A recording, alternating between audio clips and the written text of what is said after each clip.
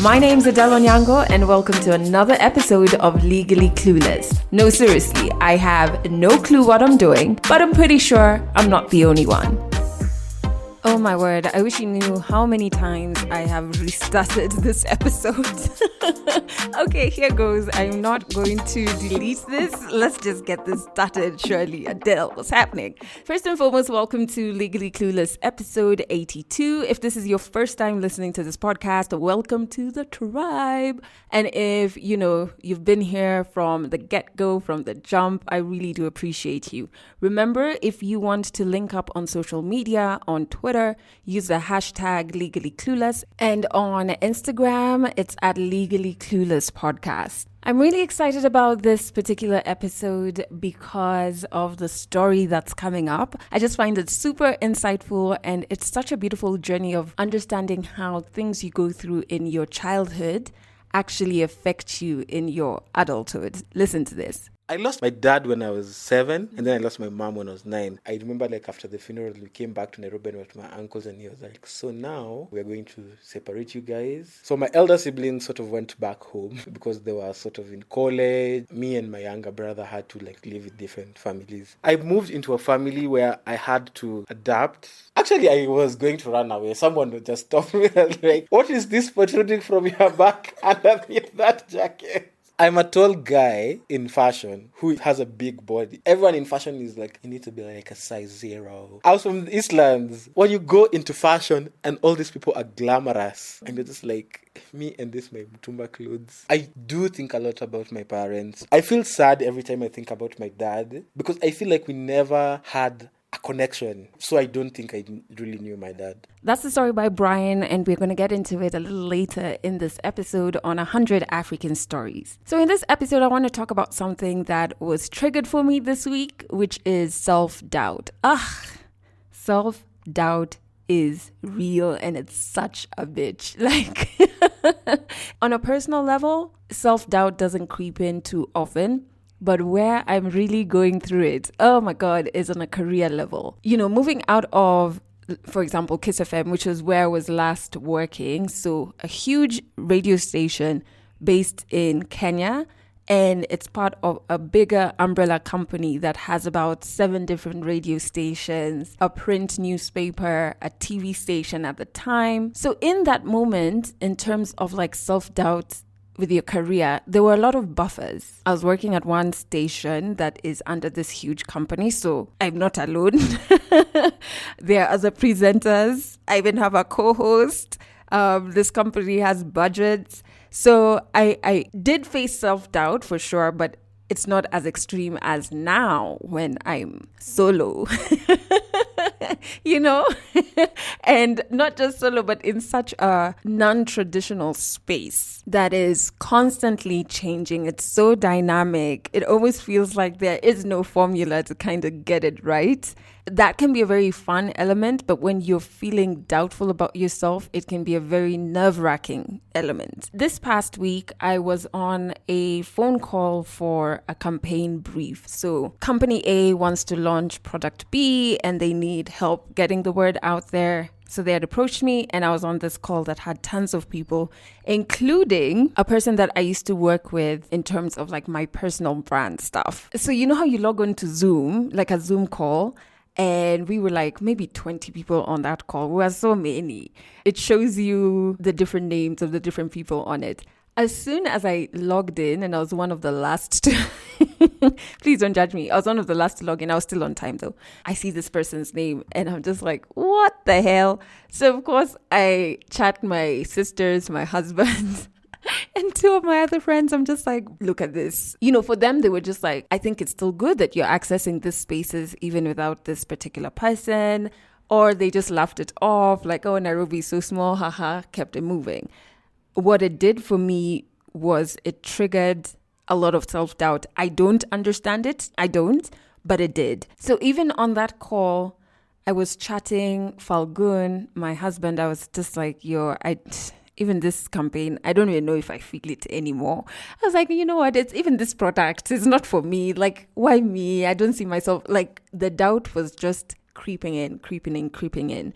And what I didn't do was catch that first thought. Then by the time I was done with this phone call, where my thoughts had reached were, can I really do this whole thing alone? Like, I see so many other people in this space, not specifically podcasting, but let's call it new media. And these people have teams. I used to have a team. So I'm like, was that the right move? Like, can I really do this thing alone? Or have I put myself at a disadvantage? Does this mean me doing it alone? Does it mean I'm destined to fail? Let me tell you, my thoughts were on crack. That self-doubt crack was so real because it was just thought after thought after thought. I don't know if you've ever experienced it, but if you don't catch that first thought, it just gives birth to more thoughts, and it just gets overwhelming and exhausting. And please note, you still have to adult while all of these things are going through your head. There's emails you need to respond to, there's calls you need to jump on, but in your head you're just like, oh my God, I'm shit. I'm a failure. And it's things that you can't substantiate, like you can't back it up, but your head and this self-doubt has made this vague statement a fact. So at a point I started trying to call myself out, like, whoa, how have we even reached here? These thoughts are so real. Like, what's happening?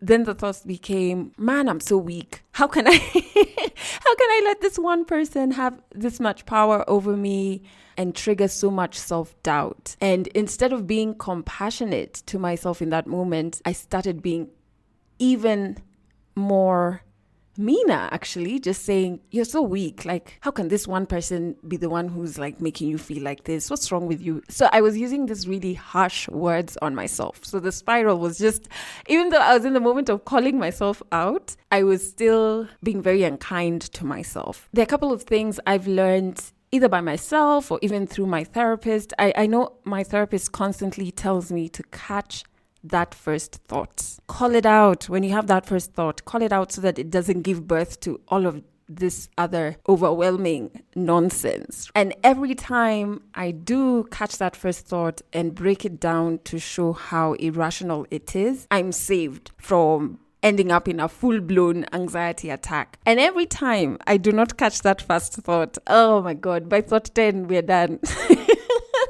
It's a wrap. It's overwhelming. Another thing that I did on that day is I have a file. So I have three files. Hey, I'm adulting well. My office has files, but they're orange. Anyway, so one of the files is for invoices. If you're listening to this and you owe me money, please do the right thing. Then there's a file for contracts. At the end of this particular day, when I'm having all of these thoughts, I went to the contracts file and I opened it. And it's a file I started at the beginning of this year when I started working by myself. And it has all the contracts of all the engagements and partnerships I've done from the beginning of the year. And I went through each and every one of them because sometimes, especially in such a long year like 2020 has been, you forget some of the wins and the achievements you had from, let's say, pre-COVID, which was February for us in Kenya, right? And so I was like, oh my God, I forgot I worked with this person. Oh, I pitched this and this went through, like, you know what I mean? So going through that was kind of like refreshing what I'm capable of doing by myself and using that fuel to kind of bring me out of this hole I've dug myself into. And it's almost the same as some tip where you're told to keep a record of all your achievements, be it in your journal or whatever. Just in those moments you're feeling low about yourself or you're doubting your capabilities, to go back to that and being like, hey, I'm a bad bitch. Look what I got done, right?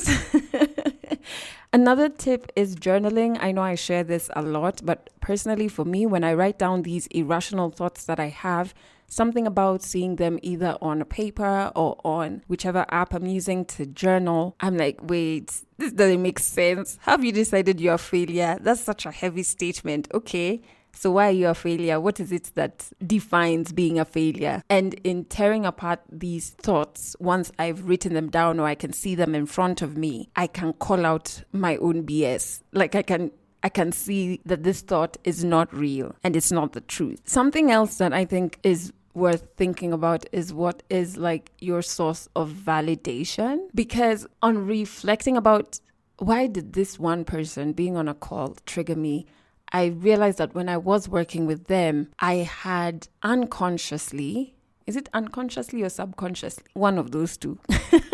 Without actively knowing, I had made this person a source of validation for me. And I didn't even realize that I had appointed them chief of validation. That's something I'm still working on because I really don't know how that happened, but I'm actively investigating what is my source of validation, especially in a career space, because I don't want to be going through that every time. And then lastly, again, my therapist is constantly on me for this, and I'm actively working on this. It's such a basic thing, but I forget to eat well. I'm actually meant to be cutting out coffee from my diet. I got a substitute, which is a herbal, let me just get the name of it. It's like a natural product. It's called, I don't know how to pronounce it, either Mushuna or Mukuna. I don't know. That all sounds so bad, but it's Mucuna. How do you pronounce that? So I got it from the place that I get my black seed oil, which is Health to Organics.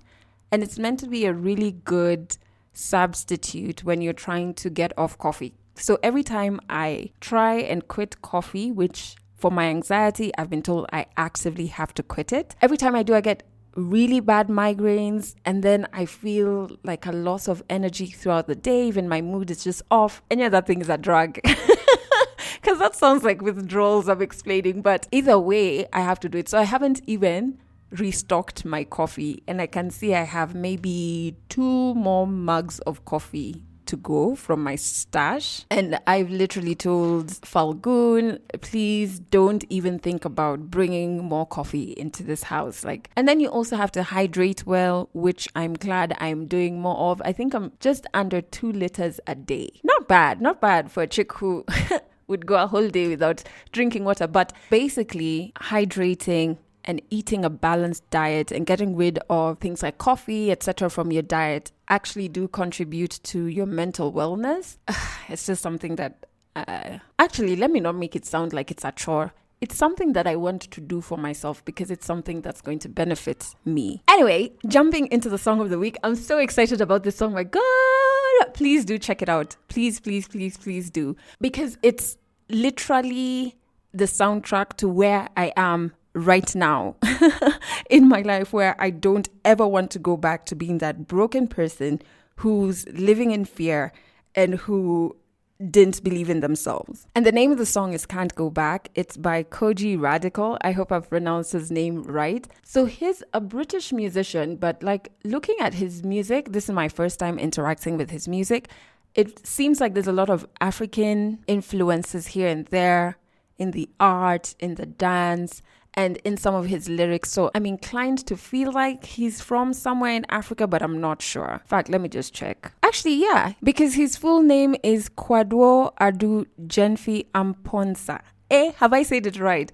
So that sounds very West African. I don't know where in West Africa, but as of now, he's a British rapper and mixed media visual artist. Honestly, his music is art, and his music videos, Okay, so please listen to this particular song. I put the link to it in the description of this episode. It's everything for you who is in a moment where you want to believe in yourself. It's one of those anthems, and then listen to it with through your headphones and blast it and just allow yourself for the entirety of the song to disconnect from the world. Okay, can you tell I really love the song. Please check it out. All right, so let's jump into 100 African Stories. I love this story because it's all about fitting in. Brian talks about losing his parents by the time he was 9. And for those of you who do not know, Brian Babu is one of the leading names in the fashion industry in East Africa. 100 African Stories on Legally Clueless. Stories from Africa.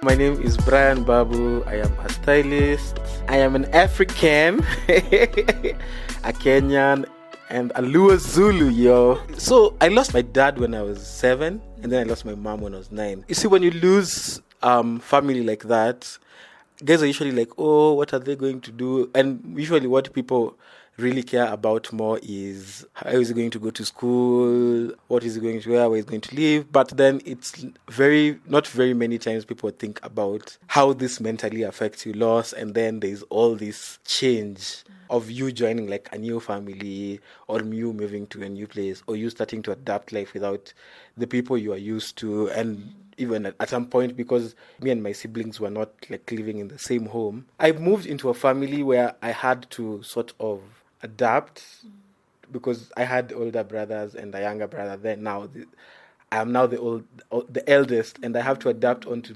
this new space. You're older than everyone else. You have to like act a certain way. You have to be an example. Well, at some point you just didn't care. Yeah, about being an example to anyone. Before I lost my parents, we used to be these fancy kids who are in these fancy things that never get sense. Like there's something like KTN Birthday Club. We were part of that. So when my dad sort of was not there, so my mom was like, yo, this good life thing is about to like change a bit. We had so many assets. Then I think because of the hospital bills and stuff, a lot of things had to be done away with. And so like my dad owned a bus, that bus had to be sold. We owned a car, that car had to be sold. There was a lot of adjusting that had to happen. In the process of all this adjusting, then my mom got unwell. Then even eventually she passed away again. I would say like things happened a bit too fast. When you lose your parents, you're just like, what is this life going to look like? And it bothers you. It's just that you can't talk about it because you're 9, and I don't think a 9-year-old probably would have words to express their anxiety of what the future would look like or what the future holds, you know? So I was in a state, I'd say, and looking back, I'd think it's anxiety. I think I was just like, hey, okay, so are you still going back to be in the same house? Are you going to live with our aunties? And then I remember like after the funeral, we came back to Nairobi and went to my uncle's, and he was like, so now we're going to separate you guys. So you're going to live with Uncle so-and-so, and this one will stay here. And no one prepares you for that. Like, and I don't think even like in terms of folks, they know how to deal with that. I feel like there's no like a handbook of this is the perfect way to deal with loss. Loss is very different. How it feels is also very different to various people. Even now as an adult, I'm not very receptive as loss. I think because over the years I've continuously lost people. So I'm just like, okay, someone has died. I'm like, okay, fine. So when is the funeral? You sort of build that mental resistance to it, and also you sort of, which is also something I know I have, and also has made me a very complex human being. So people sometimes don't understand. I'm like, I don't really attach myself much to people. You don't know. This person can walk out here and die. My granddad gave a speech at a wedding anniversary and made one step and fell down and died. Okay, life is clearly flaky. Before we got separated, yes, you're like, also this is happening, because my uncle sort of talked about it. So my elder siblings sort of went back home because they were sort of in college, and me and my younger brother had to like live with different families. Yeah, we sort of had a discussion about it, and then now we kept on doing the visits now. Oh, this one goes this side, this one goes this side. So it was there was a lot of visitation. But you don't even know, like, you are 9. My younger brother was like, what, 7? At that point, you don't have like a choice to say like, me by the way, I'm not feeling this tomorrow. You're like, you take it. You have been told it's an order. Okay, I think battling with fitting in came from this experience. It also made me develop an interesting character that's very complex. I consider myself a very complex person. Various people will get to understand various aspects of me, but I don't think any one person can understand me fully. Sometimes I feel like I try to hold the power not to give someone that much access. Because now I was there, I'm trying to fit into this family. Also, I'm trying to be molded, and I'm just like, I don't, no, that's not me. But then they're just like, but you are young, you need to get. So, it really didn't work out with the first family, but I moved. At some point, I was running away because I really, really, really, I genuinely struggled with that part of fitting in to a family. And yes, I know for a fact, like you need to try, but I really struggled with it. And then also the family we were with, no one actually took the time to sort of understand me as just Brian. And I feel like people need to do that with kids, even if they are not your kids. You need to be able to sit and just also understand this person you're living with or this person you're being, even your own kids. Like, what do these kids like? What is these people? You also need to be able to pick cues on the things they like and things they dislike, and also find out why they don't like those things. I was about to run away, but I didn't. Actually, I was going to run away. Someone would just stop me and like, why are you looking so warm in those clothes? What is this protruding from your back underneath that jacket? So this family had 3 kids. Yeah. All of them were younger than me by a couple of years. So when they were going to school, when you get home, part of the futures that that needed to be done was like checking books. So one of these days, that bought books, and this kid had carried break and sort of poured the snacks in the bag. So I had to like sort of empty the bag. As I was emptying, I didn't know I'd probably thrown a key out of the bag, and we used to live like on the 4th floor. So I sort of just, what is the name of Tengoing? I sort of emptied the contents of the bag, and not knowing, I don't know, probably the key was not even there, man. Yeah. But the next day when I came back for lunch, because I was in a school that was close to home, so every day I could come back for lunch during like lunchtime. So they were like, yo, so did you see a key in the bag? I was like, which bag? Where was it? Then I said, or maybe I probably threw it away because I sort of shook the bag I was pouring out the dirty contents in the bag. So I remember like someone else said like, today if you don't find that key, I'm just going to finish you. It was made to feel like I had thrown the key intentionally away, or maybe I was jealous or something. The situation was very strange. Me thinking that I'm going to be killed, I'm like, guys, I don't want to die. I don't want to die. I really don't. I didn't go back to school the whole afternoon. I actually missed the afternoon lessons. But then I went back in the evening and picked my backpack. I was just like, I think I'm going to run away because I don't think I'm ready to die. So I packed. It was so strange. I packed a bottle of water. I packed, I think, a change of underwear and a shirt and a top. And I wore open shoes. So on my way out, the help was like, where are you going? I'm like, I'm just going here. I'm coming back. What is that protruding behind me? Because I put the bag, you remember these crossbody bags that was so cool. So I put the crossbody bag on me, then wore a jacket. The bag was sort of protruding from the back. And my uncle was sick. My uncle was like, what's going on? Why are you trying to run? Yeah. What is the problem? I could not even say anything. I was just like, I don't want to die. So we ended up switching families. And then even in the next family, as much as I wanted to fit in, I still couldn't, because of people trying to mold me into this person that they felt like, who is, like, they're like, like, boys don't do that. At some point, I started watching football. You guy, I was an Arsenal fan. By default. The home I was living in, people were Arsenal fans. So Brian had to be an Arsenal fan. So I became an Arsenal fan. Basically, there's this perception of what a masculine person should be and should look like. And guys, I've really fallen short of this masculinity chat. Even now in my adulthood, guys are like, you're not really as masculine.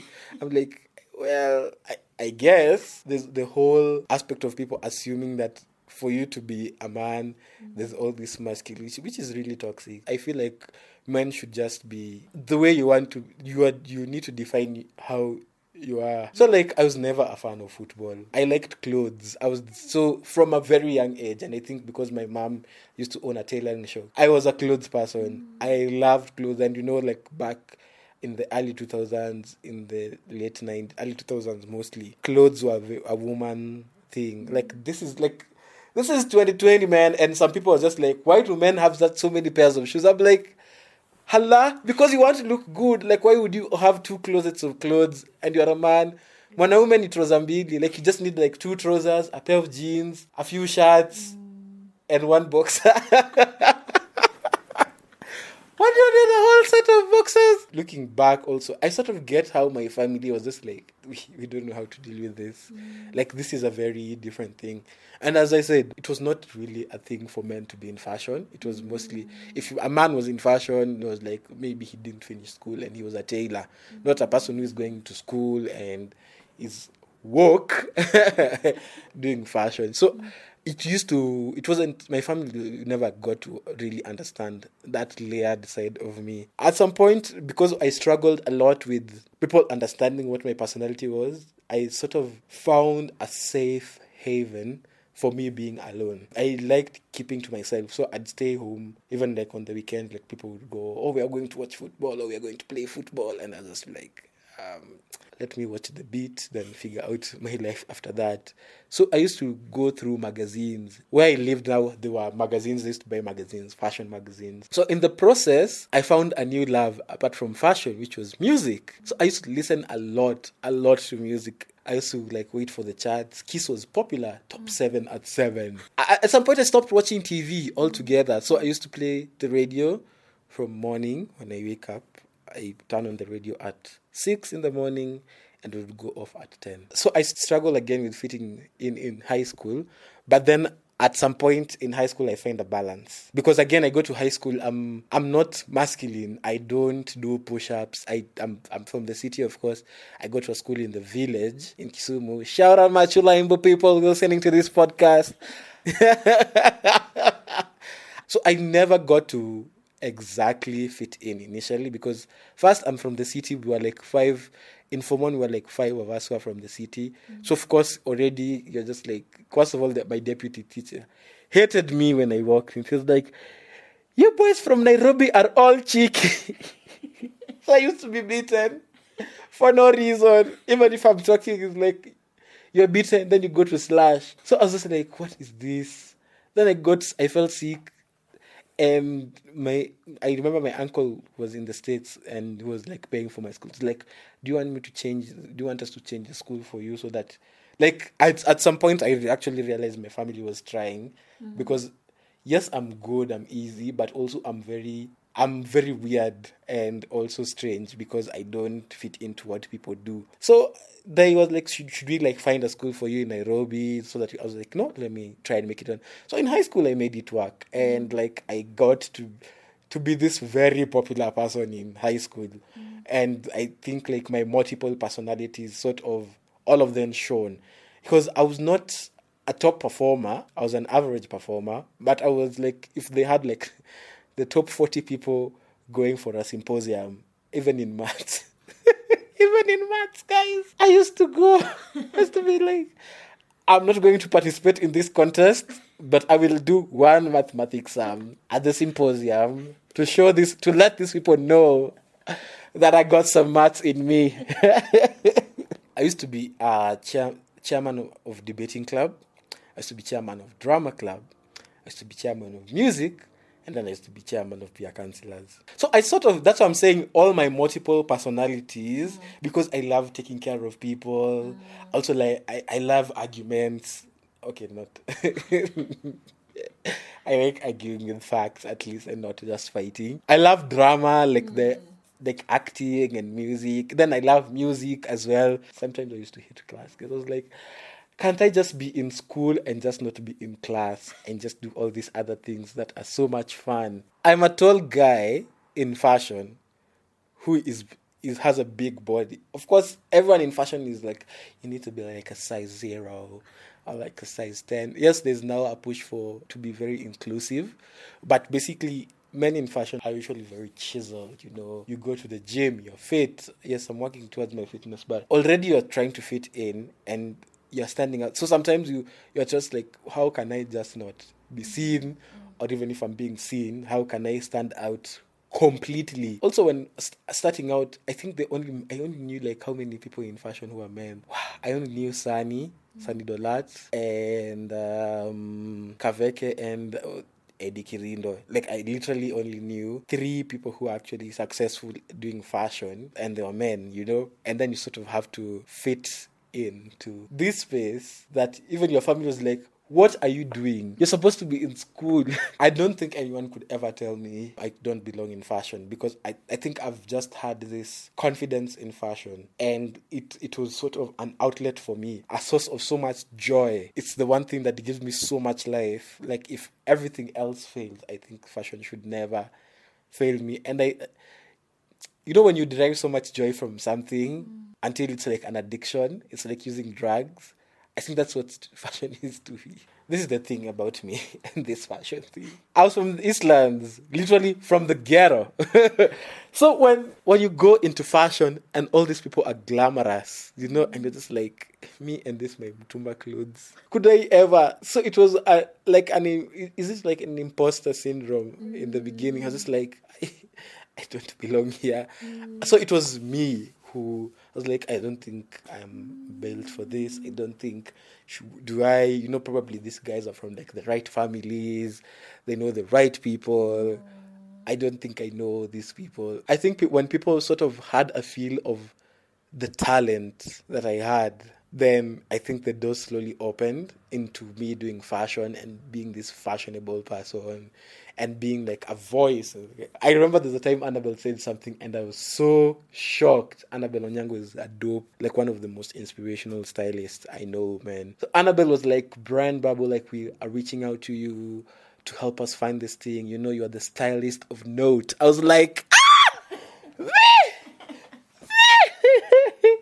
of notes. Hey, me, Nyakwar Walter. I'm a stylist of note. This is the thing. So after high school, I started suppressing also all these things again in the bid to fit in. Yes, I started selling stuff. I used to thrift like stuff from Gikosh. Gikosh is like a very huge market in Kenya. And I had clients, like I had good clients. I used to have money. Then I was like, maybe this is not like a serious job. People don't take you seriously when you're selling clothes. So I got a job as a waiter. I was trying to suppress.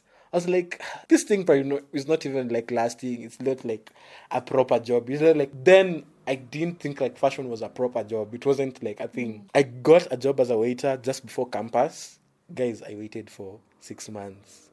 That job is a lot, yo. But it's also fun. So you get to meet like interesting people. Then I joined campus, and then right again, instilled this suppression and this process of fitting in. So instead of getting a fashion course, and guys were like, oh, fashion doesn't pay, or fashion this, or fashion that. So I went into economics and finance. In the process, I think I'd suppressed too much. And I was also, because also in a bid to survive in campus, I went back to selling my stuff. I was like, this was just like to help me like go through campus. But then in the process, I was just like, I came to learn of these people. So I used to be like, Fashion High Tea used to be a huge event. Like there used to be massive events. So I used to not sleep at night. Used to wait. There's this photographer called Nick Klaas. We used to go to these events, take pictures, and upload the pictures at midnight. So when guys woke up, they had their pictures. So I would see people's pictures before they woke up. That's when I learned of Kaveke, I learned of Sunny, and I learned of Eddie. And I was like, these guys, they look so glam. It looks like it's sort of sorting out bills for them. Why not write to one of them and so try it out? That's how I wrote to Sunny, and Sunny actually called me for a job, not like because I just wanted to work for free and sort of learn how this thing actually works and if it's something I'd actually be interested in. And with Sunny, then I got some other thing, and then just on and on. And then one day I just got invited to go for a South Seoul tour, and I walked out of campus and I don't think I ever went back. I do think a lot about my parents. I do think a lot about my mom. I feel sad every time I think about my dad because I feel like we never had a connection. So I don't think I really knew my dad. That is the one thing that really sometimes kills me because I'm like, there are things I really can't connect to. I feel like even like in the journey of living with various people, I never got that father figure that's sort of made an effort or sort of connected with me as just me. They're just like, you are not doing this. Why? This is not masculine. Yeah. And maybe, I don't know, maybe my father would have been that kind of person. But what if maybe he was just like, okay, yeah, so this is who you are and you are not as masculine as people expect to be. or people expect of a heterosexual person. But then this is who you are. So let's sort of understand that. Let's sort of understand who you are. Or maybe my life would have been very different, because maybe I would have not needed to build all these layers of a person. Maybe it would have been a more simpler, straightforward, easy to understand person. Because sometimes you see it with people and you see that they're trying, and then you're like, okay, how can I make it easier for you? How can I do this for you? Or how can I... So most of the time, you see, I try make things about other people more, so that it diverts the attention from me, so that it's not, they don't start also trying to dig too hard, and then you're just like, maybe at some point your walls come up and then they can't access you, and then they feel very frustrated in all those things, all that growing up, all that the loss, the fitting in families. I think they've built this complex, man, but I think it's also a very beautiful, man. I also love the fact that I'm in a continuous process of, not like but a continuous process of self-discovery and self-understanding. And also I've built a lot of self-love. Sometimes I don't know if I want to have kids, because if I get kids, I'd want to connect to my kids in such a way that if I was to die tomorrow, my kid would know me. Even with these multiple layers, I'd try my level best to connect to my kid, and also just to try and learn how to express myself, so that also help my kid to express themselves better, and also to just build a personality of themselves. What is masculinity now? Masculinity is what you decide masculinity is for you. As I said, I don't think there's anything uniform for people. I don't think so. And I don't think people's personalities need to be put in a box that for you to be a woman, you need to be like this, or for you to be a man, it should be there's femininity. There's so many dimensions to masculinity and femininity. And I feel like it's important for people to open up their minds to look at what masculinity is and femininity is differently, especially in this day and age, and be more inclusive. As much as the people are like trying to be inclusive with body sizes and sexuality, I feel like people need to be inclusive of different personalities as well. That's because even if you're heterosexual, you can have all these other layers that are not really as masculine as people want, but they're masculine. Catch more African stories in the next episode of Legally Clueless. I'm so thankful that Brian shared his story on this podcast. The thing is, like, Brian and I are friends. He styled me a couple of times, and I was just like, what? I never knew this about you. But it's also understandable, because unless somebody is one of like your close circle people, it's hard to have deep conversations about their life story, where they're from, what are some of the vulnerable points they have. Throughout the recording, I was just like, what? At a point, I even started crying. That is just on brand for me. My tears are always so ready to just, whenever, just take away my gangster cred at any point in time.